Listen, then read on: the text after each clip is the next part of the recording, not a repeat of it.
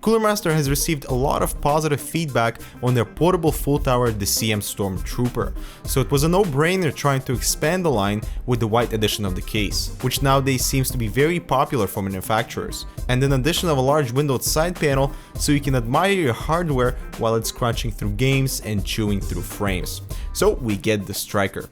So the new color and side panel are going to add just a tap to the price, but this being a sub $200 portable full tower, it is still quite appealing. And this new exterior is no longer coated with rubber resistant surface like we saw on the Trooper, but instead they've chosen to go with the glossy white finish, which actually is quite popular.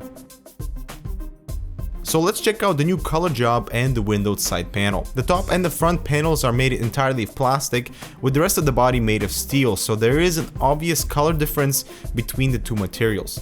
The plastic resembles more of this Arctic white, while the steel panels are a little bit more muted and have a different shade of white. You really have to color creep to notice the difference, but it is still worth mentioning. And the windowed side panel is very large. Thankfully, we don't have any fan mounting options to ruin the aesthetics, but some might say it's a bit too low and will show the power supply and all the cabling. So perhaps it's something to rethink for Cooler Master for future designs. And also we have some mesh on the side to allow the hard drive cage fan to pull in air.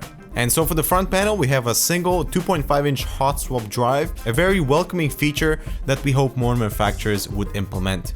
Then we have 9 5.25-inch drive bays, easily removable from the front, and very importantly have built-in dust filters. And at the bottom, the CM Storm signature toolbox, which includes the 3.5-inch mounting bracket, along with some accessories and an 8-pin extension. And moving back to the top, this is where all the panel connections are located, with your activity lights, audio ports, USB ports, 2 of which are USB 3 ready, and a reset button. Now the case also has an integrated fan controller with the large power button in the middle, along with the LED on and off switch and speed adjustments. The power button has a bright red CM Storm logo going through it, and the LEDs underneath determine the speed of the fans. And we have 2 fans included for the front. They are white and have white LEDs to keep a consistent color scheme, and they can also be switched on or off. And the fan controller supports up to 6 fans. Now the case features a durable handle at the top for easy transport, which would make it ideal for LAN events and an occasional workout session. And there's a supporting handle at the back, so you can easily carry this thing with 2 hands. And the handles are attached to the metal frame and will hold anything up to 43 kilograms. Looking in the back, we have our usual scene with water cooling holes, exhaust fan, I/O area, 9 PCI slots, plus an additional StormGuard security bracket and a bottom mounted power supply. Now the StormGuard security bracket is this anti-theft feature that lets you secure your peripherals to the case for LAN events and on-the-go gaming. The other side panel has additional venting to allow the exhaust for the hard drive cage fans, and notice the side panel is designed with cable management in mind, with additional space provided. And every user wants to keep his hardware dust free, and the Stryker keeps us happy in that department, with dust filters on every intake, on the top, at the back and at the front.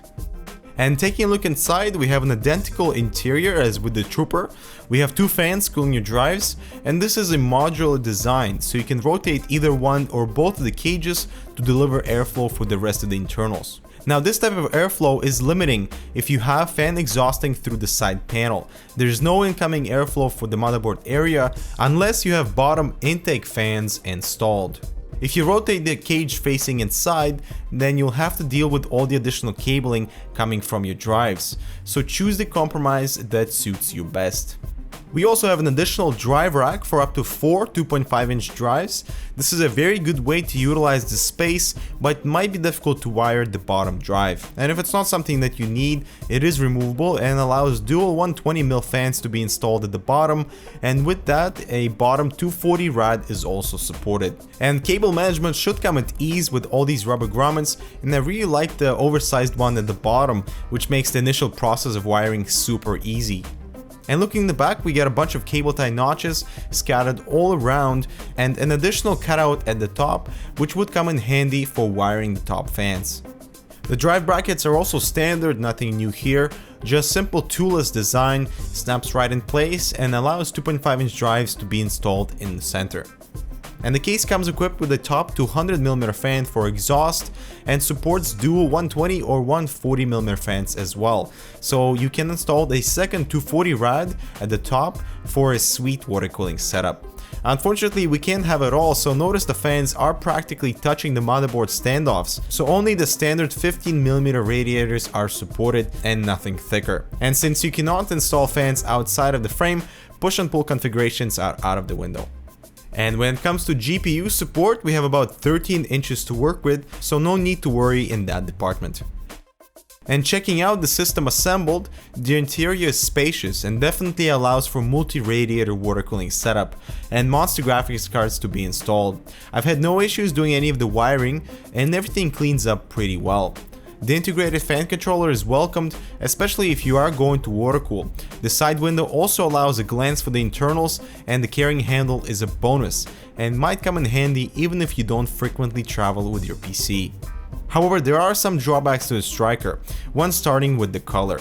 Many will notice the difference between the steel and the plastic, and those wanting to opt out for the black version will miss out on the Windows side panel unless you purchase that separately. And secondly, having the hard drive cage fans facing the backside panel will drastically limit your airflow for the internals unless you install bottom fans. And this being a full tower, I was expecting push and pull support at the top, which unfortunately is not available. But having said that, the CM Storm Stryker is very appealing if you require a portable enthusiast enclosure.